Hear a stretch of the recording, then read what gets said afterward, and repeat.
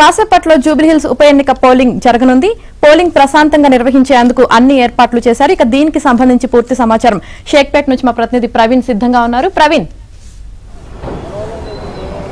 Assembly మరికొద్దిసేపు మరొక 10 నిమిషాల్లో పూర్తిగా కూడా పోలింగ్ సిద్ధం కాబోతుంది. ఇప్పటికే దీనికి సంబంధించి ఏర్పాట్లన్నీ కూడా పకడ్బందీగా చేసినటువంటి పరిస్థితి కనిపిస్తూ ఉంది. ఉదయం 5 గంటల నుంచి ఎలక్షన్ సిబ్బంది అంతా ఇక్కడ చేరుకొని పూర్తిగా సర్వం సిద్ధం చేశారు. ప్రస్తుతం మనం షేక్పేట్లోని ఓయూ కాలనీలో ప్రస్తుతం మనం ఉన్నాం. దాదాపుగా ఇక్కడ 4 పోలింగ్ బూత్లు ఉన్నాయి. 4 పోలింగ్ బూతుల్లో కూడా దాదాపుగా 4,000 ఓట్లకు పైగా కూడా ఇక్కడ ఓటర్లు ఉన్నటువంటి పరిస్థితి కనిపిస్తూ ఉంది. సో ఓటు హక్కు వినియోగించుకునేందుకు చాలా మంది కూడా ప్రస్తుతం ఇక్కడికి వచ్చినటువంటి పరిస్థితి కనిపిస్తుంది. అయితే ఈ యొక్క పోలింగ్ బూత్లో మాక్ పోలింగ్ కొంత లేట్ అవడంతో కొంత మరికొంత సమయం పట్టే అవకాశం ఉందని చెప్పేసి అధికారులు చెప్తా ఉన్నారు. దాదాపుగా మాక్ పోలింగ్ అయిపోయిన తర్వాత ప్రస్తుతం మనం చూసుకున్నట్లయితే దానికి సంబంధించి ఏదైతే ప్యాలెట్ ఓట్లకు సంబంధించిన సర్టిఫికేట్ ఇస్తారో ప్యాలెట్ దానికి సంబంధించి, సో దానికి సంబంధించినటువంటి సర్టిఫికేషన్ పూర్తి అయిపోయిన తర్వాత ఎలక్షన్కి సంబంధించి ప్రక్రియ ప్రారంభం కానుంది. మొత్తంగా 58 మంది అభ్యర్థులతో ఈసారి ఈవీఎంలు కూడా 4 ఈవీఎంలు కూడా వినియోగించినటువంటి పరిస్థితి కనిపిస్తోంది. పూర్తిగా ప్రస్తుతం బయటకు వస్తూ ఉన్నారు. సో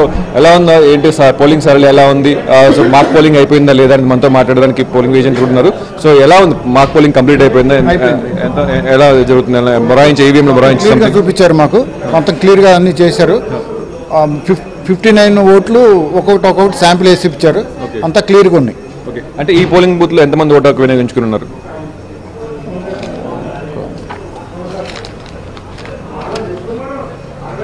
సుమారుగా మొత్తంగా యావరేజ్ గా ఈసారి 986 మంది ఒక్కొక్క పోలింగ్ బూత్ లో ఉంటారని చెప్పేసి అధికారులు ఉన్నాయి. సో అత్యధికంగా ఇక్కడ ఈ పోలింగ్ బూత్ లోనే ఉన్నారని చెప్పేసి చెప్తాను పరిస్థితి కనిపిస్తా ఉంది. 1157 మంది ఓటు హక్కు.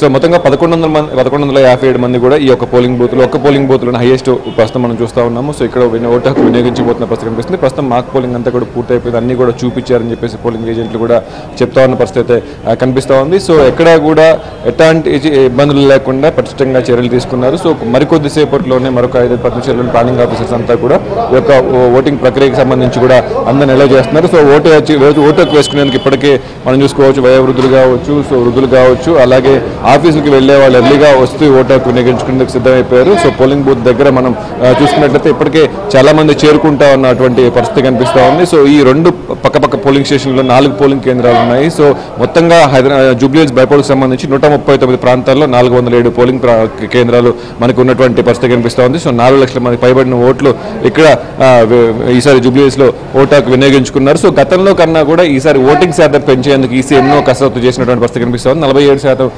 గతంలో నమోదైతే ఈసారి అంతకన్నా కూడా ఎక్కువ రావాలి అని చెప్పేసి ఓటర్లలో చైతన్యం కల్పించింది చాలా చోట్ల. సో ఈసారి దానికన్నా ఎక్కువ రావాలని చెప్పేసి అటు కర్నన్ వీళ్ళందరూ కూడా, అంటే జిల్లా ప్రధాన ఎన్నికల అధికారి కావచ్చు, అలాగే మిగతా అధికారులు కావచ్చు, సో ప్రజల్లోకి చాలా తీసుకెళ్ళారు. కానీ ప్రస్తుతం అయితే గత జనరల్ ఎలక్షన్స్లో కన్నా ఈసారి ఓటింగ్ శాతం పెరగాలని చెప్పేసి భావించినప్పటికీ కూడా సో ఈసారి ఎలా జరుగుతుందో అని చెప్పేసి కూడా అటు కంటెస్టెంట్స్లో కూడా కొంత పరిస్థితి, ఎందుకంటే జూబ్లీహిల్స్ సంబంధించి బైపోల్స్లో ప్రతిసారి కూడా జనరల్ ఎలక్షన్స్లో కూడా అత్యల్పంగా ఇక్కడే నమోదవుతూ ఉంటుంది. సో ఈసారి కూడా ఇదే ప్రక్రియ కొనసాగుతుందా, లేదంటే ఓటర్ల చైతన్యం వచ్చేసి ఓటింగ్ ప్రక్రియ ఎక్కువ కొనసాగే అవకాశం ఉంది. ఎందుకంటే లాస్ట్ ఓటింగ్ శాతం అనేది చూసుకున్నట్లయితే అవే ఎక్కువ కూడా గెలుపోవటం మీద ప్రభావం చూపిస్తూ ఉన్న పరిస్థితి కనిపిస్తూ ఉంటుంది. అయితే ఈసారి మనం చూసుకోవచ్చు, సో మొత్తంగా కూడా పోలీస్ బందోబస్తుకు స్పెషల్గా మాట్లాడుకుంటామని పోలీస్కి సంబంధించి ఇప్పటికే పూర్తిగా ఇది మెయిన్ రోడ్ కావడంతో పెద్ద ఎత్తున కూడా ఇక్కడ ఉన్నటువంటి 100 మీటర్స్లో ఉన్నటువంటి షాప్స్ అన్ని కూడా, కమర్షియల్ షాప్స్ అన్ని కూడా బంద్ చేసేసి బయటికి పంపిస్తున్నటువంటి పరిస్థితి కనిపిస్తూ ఉంది. దగ్గరలో ఎవరూ లేకుండా పూర్తిగా 100 మీటర్స్ 200 మీటర్స్ అవతలు మాత్రమే అటు ఓటర్ స్లిప్లు ఇచ్చేవాళ్ళని కూడా పంపించినటువంటి పరిస్థితి కనిపిస్తూ ఉంది. పూర్తిగా కూడా ఆధీనంలోకి అయితే తీసుకున్నారు. ఈసారి ప్రత్యేకంగా చెప్పుకోవాల్సిన విషయం ఏంటంటే ఓటర్ అసిస్టెంట్స్ బూత్లు కూడా ఏర్పాటు చేసినటువంటి పరిస్థితి కనిపిస్తూ ఉంది. ఇప్పటికే జిహెచ్ఎంసీ సిబ్బంది అక్కడికి చేరుకొని సో చాలామంది ఓటర్లు మొబైల్స్ తీసుకొని వస్తూ ఉంటారు. సో సడన్గా సో ఆ మొబైల్స్ అన్ని కూడా డిపాజిట్ చేసేందుకు పోలీసులు కానీ ఇక్కడ ఉన్నటువంటి ఎన్నికల సిబ్బంది కానీ మొబైల్స్ తీసుకోరు కాబట్టి పూర్తిగా దానికి సంబంధించి డిపాజిట్ చేసేందుకు ఈ అసిస్టెంట్స్ బూతులు ప్రత్యేకంగా ఏర్పాటు చేశారు ఈసారి అని చెప్పేసి కూడా అటు జిల్లా ఎన్నికల అధికారి చెప్పిన పరిస్థితి కనిపిస్తూ ఉంది.